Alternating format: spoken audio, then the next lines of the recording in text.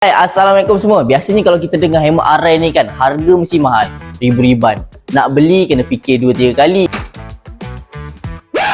Untuk korang yang mana teringin nak pakai helmet arai dengan harga cip-cip, ni dia, kita ada helmet RAM 3. Kenapa aku cakap helmet arai ni cip-cip? Sebab harga dia tak sampai ribu-ribu pun. Harga dia bawah ratus-ratus.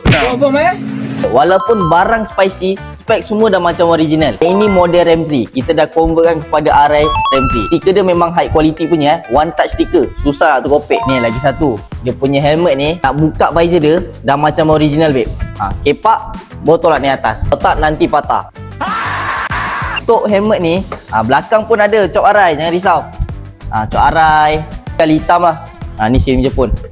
Sirip Jepun pun ada. Walaupun barang spicy, spek semua dah macam original. Nak masuk barang original pun boleh, visor ori boleh, tak ada masalah. Padding original pun boleh. Color kita ada color hitam, putih, grey, silver. So, mana korang nak cari helmet RAM 3, korang tahulah nak cari siapa. Tokai helmet KL dekat Jalan Genting Kelang, Setapak.